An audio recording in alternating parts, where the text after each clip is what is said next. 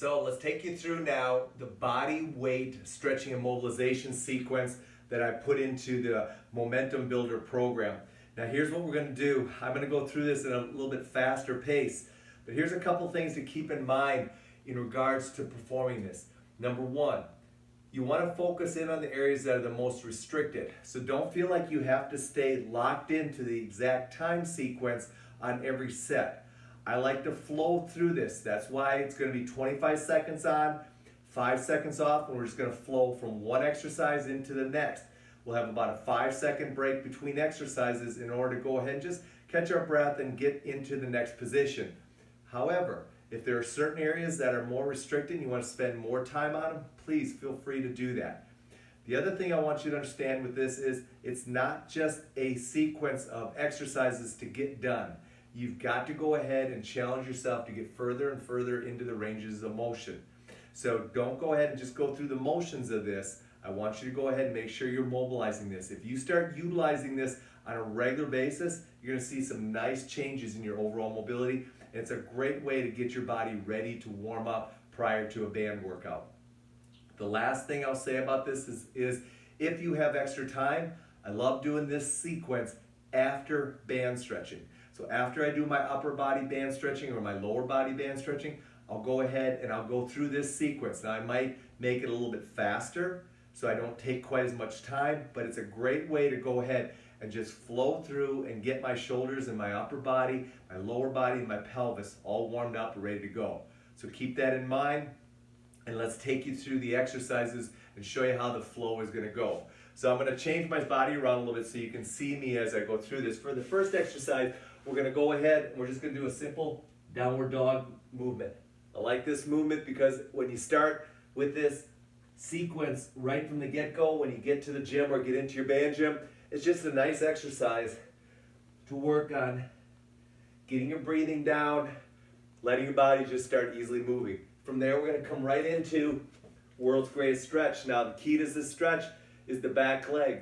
Make sure that back leg is locked out straight. You're going to work the forearm down, stretching, and then you're going to bring it back up and reach. And then back into the forearm down, and again, back up and reaching. And each time, you're trying to go a little further into the range of motion. So from there, we're going to flow right into the hamstring stretch. This is important. You want to go ahead and make sure you're really trying to lock that knee out and pull that toe back. It's going to create a little bit of nerve tension stretching. So I'm pulling the toe back, and I'm locking the knee out and really lengthening it out. My goal is to get that back foot as far back as I can as I'm mobilizing through there. From there, I'm going to drop right into that knee back. I'm going to go overhead reach stretch, fanning out.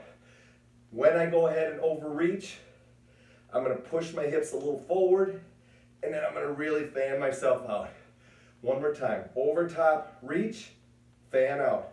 If you want to put a little bit of side bending in, feel free to open up a little bit, taking yourself to the front leg side and opening that up. That's just another little variation of how you can go and put that in. From there, we're going to drop right into what's called a pigeon stretch, but we're going to work on hip rotation. We're trying to set down onto that hip and then get that back foot right behind us and then slowly lower us down and really work at opening up that hip rotation.